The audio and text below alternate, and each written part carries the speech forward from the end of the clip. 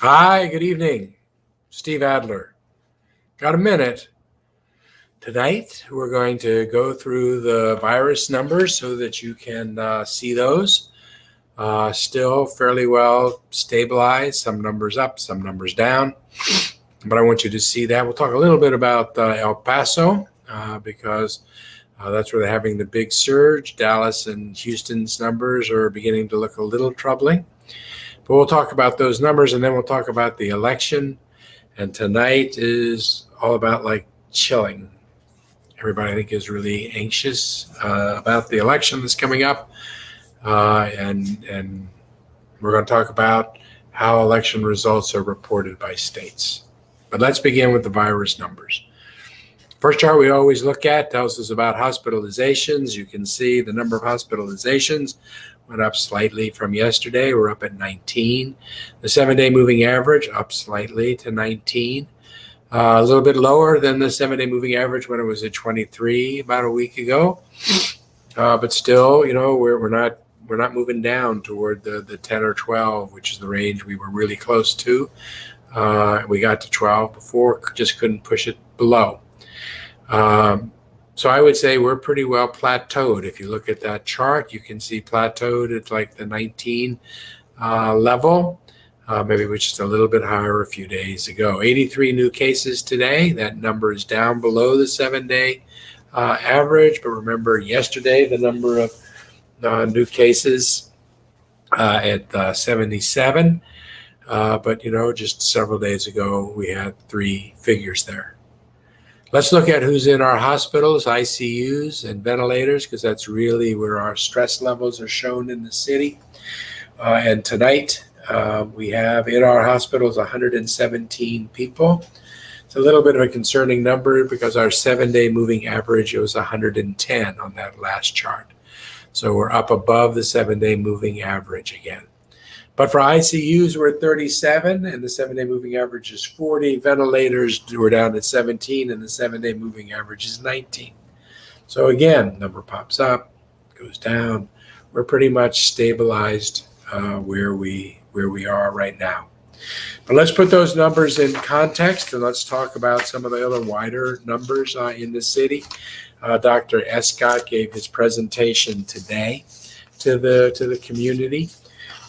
Since the county commissioners court's not going to be meeting tomorrow because of the election. Don't forget, tomorrow is the last day to vote. But so here are his charts, normally published on Tuesday. They're now out here on this Monday. New confirmed cases, just like we talked about, you can see that number is fairly stable. Let's go to the next chart. Next chart shows us the number of hospital admissions, ICUs, and ventilators. Look off to the right, and you can see that those numbers are fairly well stabilized, relatively flat. We were a little bit lower, as we know, a couple weeks ago, but we've now risen to a place that seems to be relatively flat. We have to be able to maintain that flatness if we want to be able to sustain the opening of schools and the opening of businesses. To have gone up and stabilized creates some measure of concern. El Paso, the numbers that they're looking at in El Paso, by way of an example, we have 8 new cases per 100,000 people here in Central Texas. El Paso, that number instead of 8 is 153 per 100,000 people. They're seeing 1,100 to 1,200 new cases a day. Remember, we were at 83, and we're a larger city. Patients in El Paso are being flown to hospitals outside of El Paso because they don't really have the capacity. Today, they opened up an alternate care facility, kind of like the convention center would be for us, that we opened up because it looked like we might have needed to use it a couple months ago. But El Paso has opened theirs up, and they've started moving people into it today. Houston and Dallas are showing some signs, a little bit more stress than we're showing here in Austin, so we continue to watch those. Let's take a look at the next chart. This is the University of Texas. shows admissions. The dots are actual numbers. The gray lines to the right are what's probable, what's possible. Each one of those gray lines has an equal chance of happening. The mean line is the green line that looks flat. Not going up, not going down. That's where we are right now. But as we've seen with that UT number, it changes and has the capacity to change, every several days because we're right on the edge. Let's go ahead and take a look at the next chart. The next chart shows us what our positivity rate is. How many people taking a test are showing up as being positive for the last 3 weeks, week 42, 43, and 44. The positivity rate overall here in Central Texas has been 3.9. You can see that is a flat number, reflecting again kind of the plateau that we have reached here. 3.9, that's the population generally. But let's take a look and see how it is for the subpopulations. We have 4 groups here. The 3 to the left, week 42, 43, and the most recent one are partial numbers for 44. So those numbers will change the next time we see them, but generally should tell us what we have. You can see the green line that was really tall in week 43 come down in week 44. That's the American Indian or Alaskan Native. Even though that number went up, really small number of people. So the more relevant numbers for us in terms of scale is the gray line in the middle. That's the Hispanic or Latino community. In week 42, which is second from the left, that number is 6.3. You can see that it rose in week 43 up to 7.1. The numbers aren't on there. I'm just telling you what they are. And here in the most recent week, you can see that green number's gone back down again. It's right now showing at 6.1, which is lower than what it was 2 weeks ago when it was 6.3. African American population also not doing as well as the overall population, which is that 3.9 number. But the African American population is kind of that yellowy orange line that you see just to the left of the Hispanic Latino line. 3 weeks ago, week 42, that was at 4.5. Last week, it rose to 5.2. And this week, partial numbers have it going down to 4.1. So the work that's being done, focusing on communities that are most at risk, a lot of different community groups out there working with their communities is showing some response. So it's good to see those numbers that are going down. But let's take a look at positivity with respect to age. We have the age breakdowns. Each one of those 4 blocks, different week again. Week 44 is the one that's off to the right. The numbers that seem to be moving here are the gray line. The gray line you can see last week was just over 4. The gray line this week in week 44 has gone up to being just over 5 or just at 5. That's a substantial increase over the course of the week. What they're telling us is that that's not in that 20 to 29 age group. It's not the people that are 20 to 23. They're in college. It's the people that are 23 to 29. 23 to 29. It's the older people, not in college. It's other folks, maybe just out of college, young adults that are probably out socializing more in the evenings, feeling that they're more bulletproof. Let's look at the next age group, which is the 30 to 39, which is the dark gray line. It's kind of to the middle. It's just to the left of the light-colored gray line, the 20 to 29-year-olds. And you can see that in week 42, 2 weeks back, the number was just over 3. Then in week 43, that dark gray line moved up to be just under 4. And now in week 44, that number has moved up again to week 5. Those are the big movers, like 23 to 39. It's the folks that think they can get together in the evening with their peers or their friends or family members and not have the risk. And it just doesn't work that way. Sometimes we think that if we know somebody, they're less likely to give us the virus. But if they're not in your household group, they're just as likely as anybody else. The fact that you know them makes it harder to keep wearing masks, that you know them makes it harder to social distance. But our friends and family members in that instance who are not with us in our household could be carrying the virus and not know it. They could be asymptomatic. Uh, we have to be disciplined. We have to watch this. We can't get to the place that they're saying in El Paso where they think people just really relaxed. I'm a little concerned. The county judge in El Paso is trying to shut things down so that they can recover, similar to what we did. But the attorney general is now suing the county judge to stop the local community from doing what it feels it needs to do in order to be safe. That's really unfortunate. I think the local communities are the best judge of what it is that they need to do. And if the local community doesn't like those local politicians making those calls, they have elections and they can throw them out. But I wish the Attorney General would let the local communities make their own choices about what they need to do to protect themselves. I think that power exists. All right, so let's talk about elections tomorrow. Election day. Are we all kind of being as mellow and as relaxed as we possibly can? You know, here in Central Texas, probably 85-90% of the people that are going to vote have already voted. Those votes have already been cast. Probably another 10 to 15% would be the guess as to the number of people who could vote tomorrow. But heck, we could be surprised, and there could be just tons more voters waiting to vote. If you haven't voted yet, I urge you to go ahead and vote. There are 100 voting locations in Travis County to make it as easy as possible for everybody to vote. They're open from 7 a.m. to 7 p.m. If you have a mail-in ballot and you haven't already sent it in, don't mail it. You should go to the drop-off location at 5501 Airport Boulevard. It's open from 7 a.m. to 7 p.m. to drop it off. If you have your mail-in ballot, you can go ahead and take that ballot with you to any of the 100 locations, and you can give that to the elections official. They'll go through their ritual for canceling out that mail ballot, and they'll give you one that you can grant in person.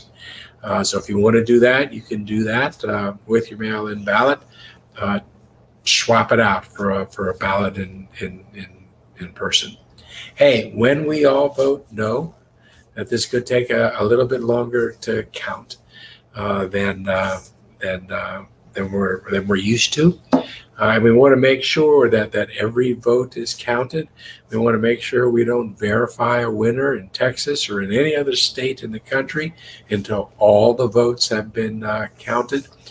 I think some people are trying to create the impression or expectation that all the votes will be counted and we'll be declaring a winner on Tuesday night, tomorrow night.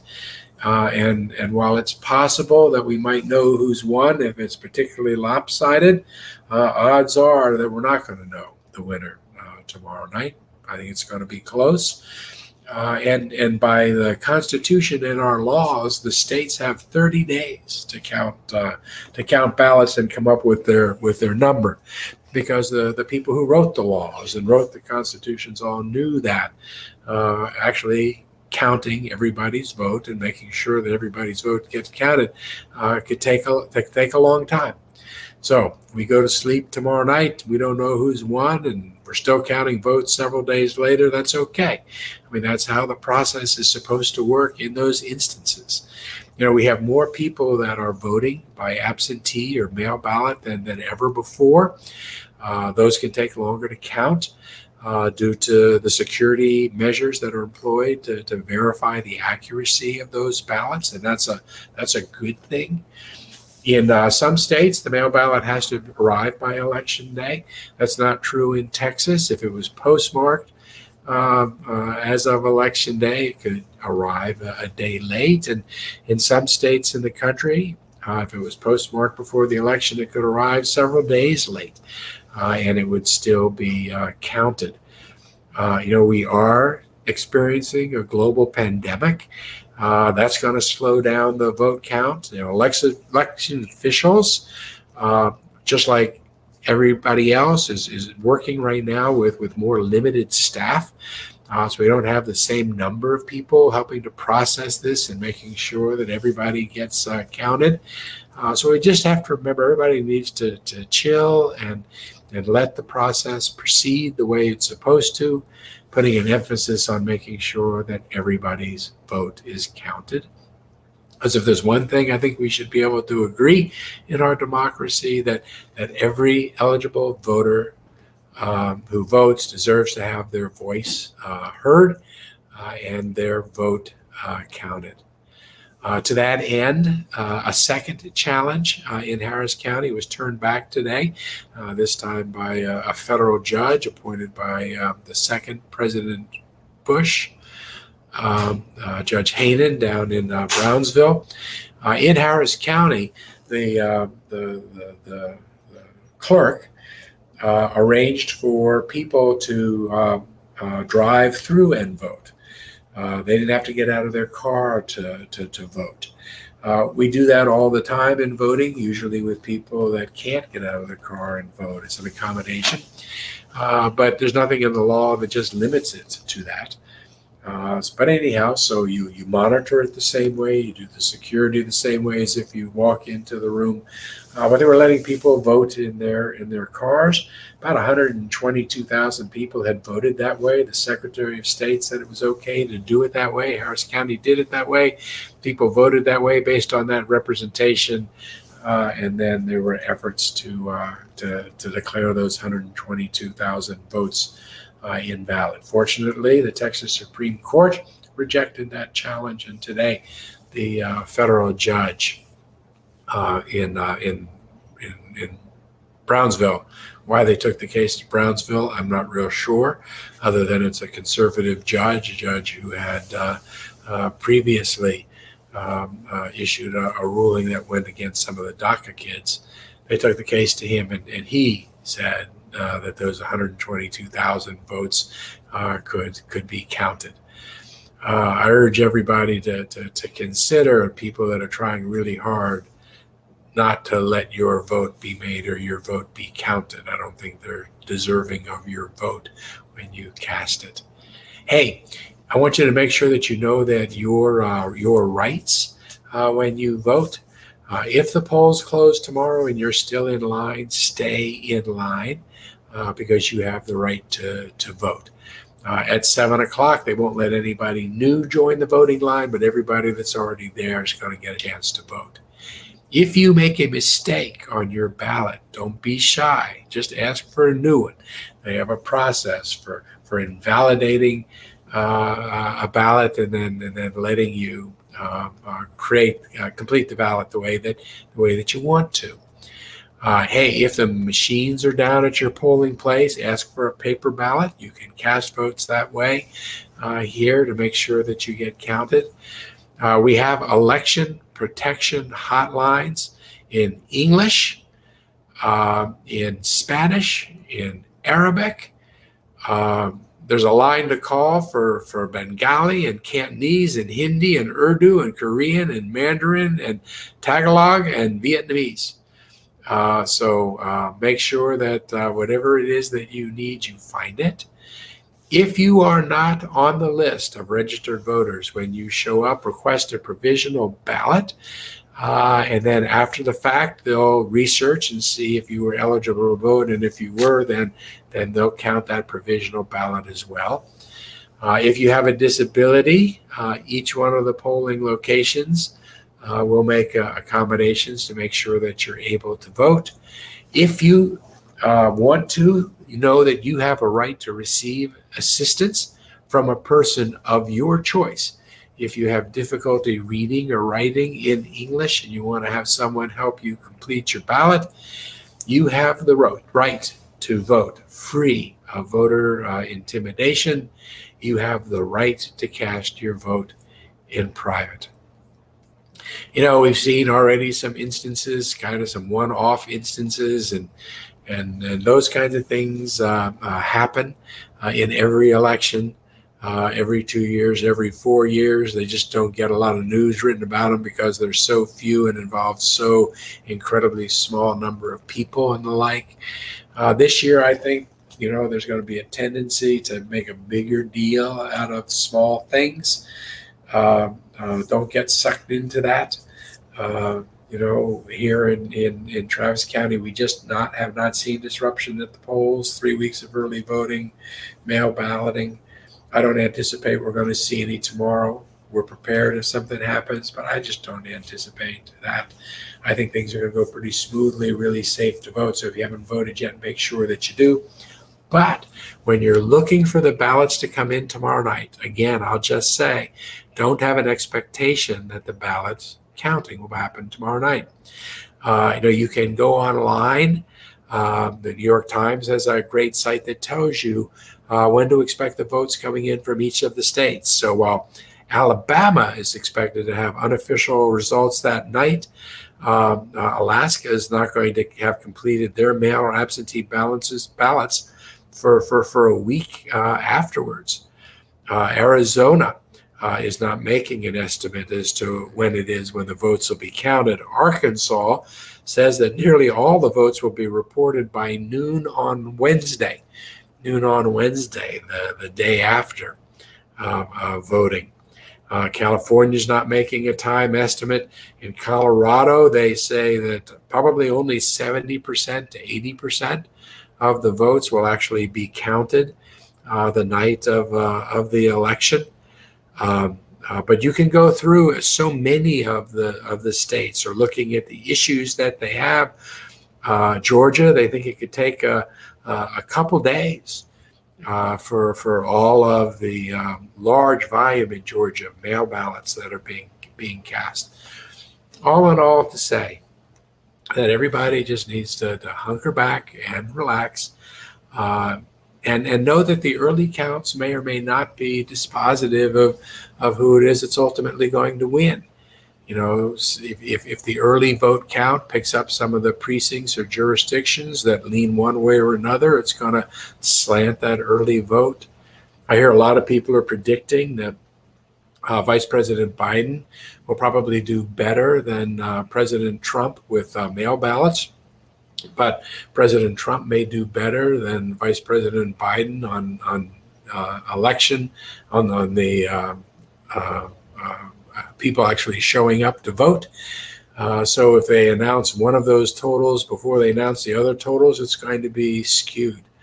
So no matter what happens, we need to make sure all the votes are counted. If somebody steps forward to declare themselves a winner before all the votes are counted, know that just because somebody declares himself a winner does not make it so. We won't have a winner till all the votes are cast. Okay, so we're going to do election night tomorrow. We're not going to do Got a Minute. I want to make sure everybody votes for everything, including the propositions. I'm urging everybody to vote for propositions A and B. Real important to the city. It's our final, last, and best chance to do something about traffic at scale. It is the required next step we need to do for climate mitigation in this city to meet our responsibilities to the world. It is an equitable plan, and if we've seen in this pandemic, we have to really be acting to do away with the unfairness and injustice that exists where we see it, and mobility accessibility is part of that. Hundreds of millions of dollars focused on preserving communities and neighborhoods. 60% of the affordable income restricted housing units in this city will be within walking distance of a Project Connect station. So I would urge everybody to vote for that too. Tomorrow, we were not going to do Got a Minute. I'll be anxiously waiting for the results to come back. Usually they're released sometime. Well, they'll be released sometime after 7. Usually happens before 8. I'm hoping before 7:30. But that will give us probably the vote totals for absentee mail ballots plus the early vote, not the day of vote. But if that represents, 80, 85, 90% of everybody that's voted, it could be that the numbers that we see initially are going to be really close to the final numbers. So got a minute tomorrow night. I'll be talking to the media. I'll be on Zoom talking about the various races, president, United States senator, congressional seats, also the House, Texas House seats. Real important that everybody's out voting. My hope is that we'll turn the Texas House into Democrat control, so that we have one house controlled by one party, the other house controlled by the other party. And don't forget, there are city council races also on the ballot, and then go all the way down to the bottom to vote on the propositions. So no Got a Minute tomorrow night, but we'll talk together. Got a Minute on Wednesday. We'll talk about the election results. Everybody get some sleep tonight. Chill out best you can. Election day is tomorrow. If you haven't voted, vote early. Don't wait till the end of the day when there are lines. Try to relax. Don't expect everything to be tied up in a neat bow. And we'll talk together on Wednesday. Y'all take care. Good night. Be safe.